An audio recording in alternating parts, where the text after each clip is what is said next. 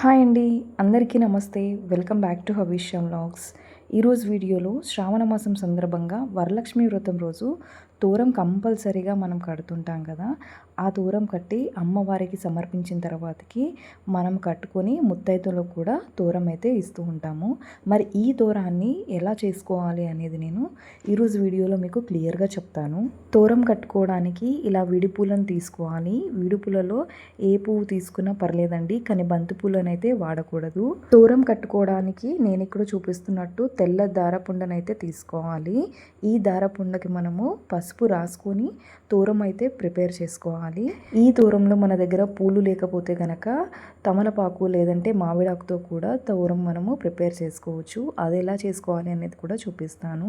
తోరాన్ని సిద్ధం చేసుకున్నాక ప్రతి ముడి దగ్గర మనము కుంకుమని రాసుకుంటాం కాబట్టి కుంకుమని కూడా సిద్ధం చేసుకోవాలి. ఇప్పుడు తోరం ఎలా చేసుకోవాలి అనేది చూపిస్తాను.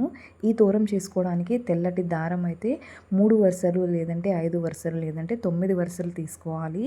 నేనైతే ఇక్కడ 3 వరుసలు తీసుకొని మీకైతే చూపిస్తున్నాను. నేను ఇక్కడ మీకు 3 రకాల తోరాలను సిద్ధం చేసి చూపించడానికి ఇక్కడ 3 దారాలను అయితే సిద్ధం చేసి పెట్టుకున్నాను. ఇలా సిద్ధం చేసుకున్న దారాలకు మనము పసుపుని తడి చేసుకొని ఈ దారాలకైతే పసుపుతో అలంకరించుకోవాలి. ఇలా మనం సిద్ధం చేసుకున్న దారాలకి పసుపుతోని చక్కగా అలంకరించుకోవాలి. మీరు ఎన్ని చేయాలని అనుకుంటే అన్ని తోరాలకు ఇలా పసుపుతోనైతే చక్కగా అలంకరించుకోవాలి. ఇలా సిద్ధం చేసుకున్న దారపోగులో మధ్యలో మనము తమలపాకుని చుట్టుకొని ఇప్పుడు ఒక దారాన్ని తీసుకొని మధ్యలో మనము తమలపాకునైతే కట్టుకోవాలి.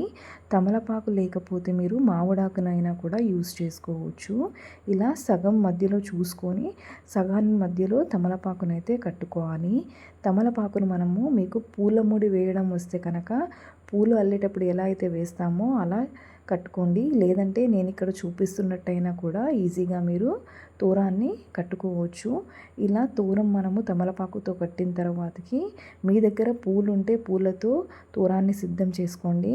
ఒకవేళ పూలు లేని ఎడల తమలపాకుకి కుడివైపు ఎడమవైపు 4 ముళ్ళనైతే వేసుకోవాలి. ఇలా తోరానికి ఖచ్చితంగా 9 ముళ్ళనైతే వేసి మనం తోరాన్ని సిద్ధం చేసుకోవాలి. చూసారు కదా, ఇలా ముడి వేసుకుంటే సరిపోతుంది. ఇలా మనకు ఒక తోరం అయితే సిద్ధం అయిపోయినట్టే.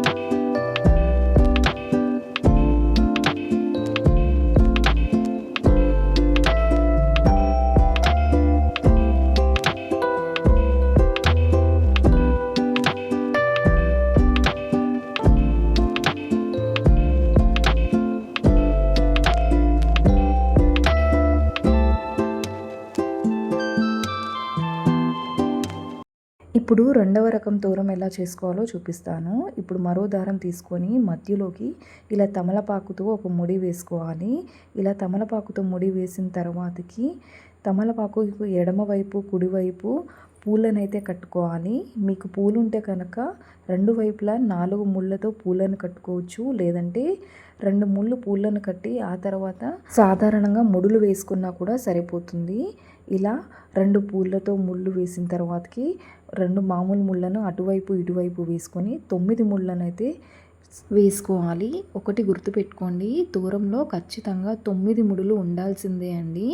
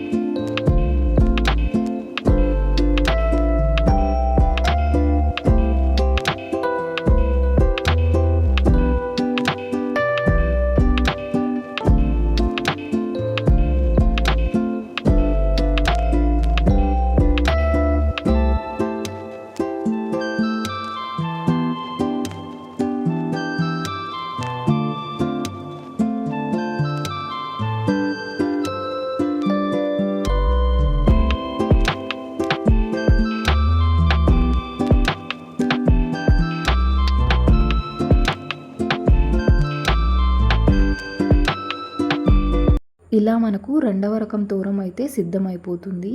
మూడవ రకం తోరంలో మనము ఎలాంటి తమలపాకు కానీ మామిడాకు వాడకుండా మొత్తం అన్నీ కూడా పూలతో 9 ముళ్ళను వేసుకుంటే మరో తోరం అయితే రెడీ అయిపోతుంది. చూసారు కదా, చాలా సింపుల్గా ఇలా తోరాలను అయితే మనము సిద్ధం చేసుకోవచ్చు.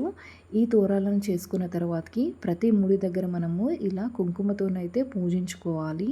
ఇలా పూజించుకున్న తోరాన్ని మనము తోరగ్రంథి పూజ చేసుకొని అమ్మవారికి సమర్పించాలి. ఇలా తోరం సిద్ధం చేసుకున్న తర్వాతకి చేతిలో అక్షింతలను పట్టుకొని ఈ తోరాన్ని అయితే మనము అమ్మవారి దగ్గర సమర్పించిన తర్వాత అక్షింతలు వేసి మనసారా అమ్మను కొలుచుకోవాలి. అమ్మవారికి తోరం సమర్పించిన తర్వాతకి మనము కూడా ఇలా చేతిలో అక్షింతలను తీసుకొని ఎవరైనా మీకు కట్టేవాళ్ళు ఉంటే వాళ్ళతో కట్టించుకోండి, లేదంటే మెల్లగా మీరే చేతికి ఇలా కట్టుకోండి. తోరాన్ని ఎప్పుడూ కూడా మనము కుడి చేతికే కట్టుకోవాలి. ఇలా తోరం కట్టుకున్న తర్వాతకి అమ్మవారిపై అక్షింతలు వేసి మనసారా పూజించుకోవాలి. చూసారు కదా, తోరాన్ని ఇలా చాలా సింపుల్గా ఇంట్లోనే మనం చేసుకొని అమ్మవారికి అయితే పూజించుకోవచ్చు. వరలక్ష్మి వ్రతం రోజు ఖచ్చితంగా తోర పూజను అయితే కంపల్సరీగా చేసుకొని మనం కూడా తోరాన్ని అయితే ధరించాలి. మీకు నా వీడియో నచ్చినట్టయితే ఛానల్ని షేర్ చేసి సబ్స్క్రైబ్ చేసుకోవడం మర్చిపోవద్దు. మరిన్ని వీడియోస్ కోసం ఛానల్ని చూస్తూనే ఉండండి. Thank you for watching.